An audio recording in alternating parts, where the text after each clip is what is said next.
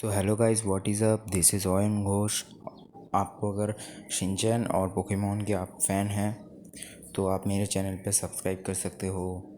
अगर मेरा वीडियो आपको अच्छा लगे तो लाइक कीजिएगा और अपने दोस्तों के साथ शेयर कीजिएगा। आज मैं आपको शिनचैन के एक हॉरर एपिसोड के बारे में बताने वाला हूँ। इस एपिसोड का नाम है रहस्यमय सीढ़ियों की कहानी।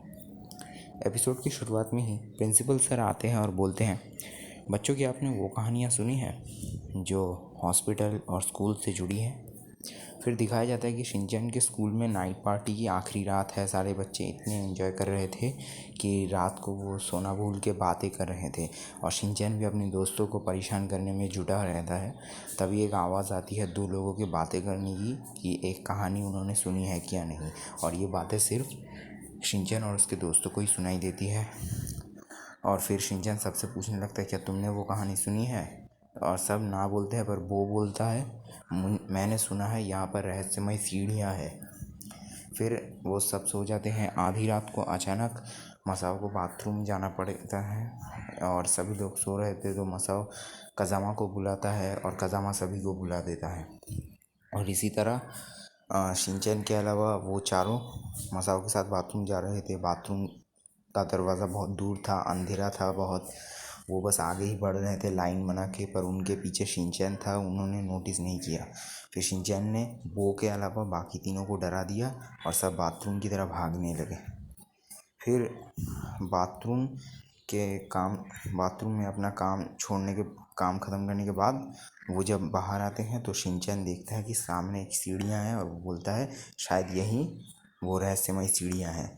और फिर वो अपने दोस्तों को डराने लगता है और फिर मसाओ और कज़ामा को बार बार उसकी तरफ धकेल लेता है और ज़बरदस्ती करता है।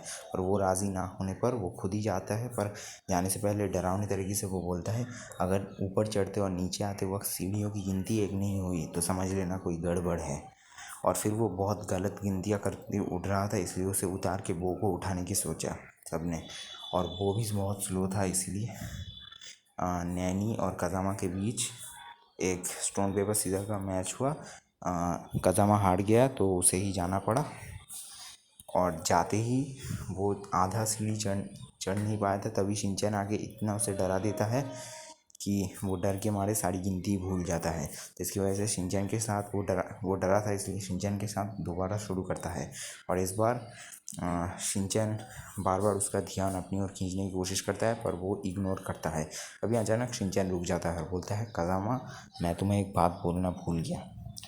शिनचैन तो अभी दूसरे बच्चों के साथ सो रहा है, मैं वो नहीं हूँ, और अब बोलो तुम्हारा क्या होगा। और ये सुनते ही कज़ामा डर के मारे उसे भूत समझने लगा और भागने लगा और नीचे आ गया। पर बाद में पता भी चल गया कि वो शिनचैन ने असल में उससे मजाक किया था।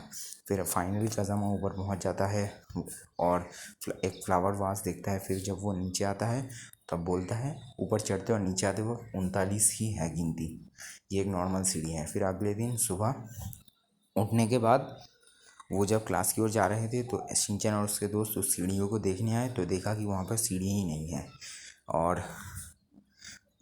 और योशिनागा मैम से पूछने के बाद उन्हें पता चला कि उनके स्कूल में दूसरी मंजिल जबकि है ही नहीं, तो भला सीढ़ियाँ कहाँ से आएंगी।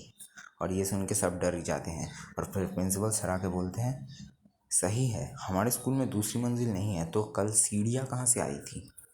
और दोस्तों फिर दोबारा कैमरा उसी फ्लावर वास की तरफ दिखाया जाता है और इसी तरह हमारे एपिसोड का एंड हो जाता है। तो आपको अगर ये एपिसोड अच्छा लगा तो लाइक कीजिए और अपने दोस्तों के साथ शेयर कीजिए। Thanks for watching and bye.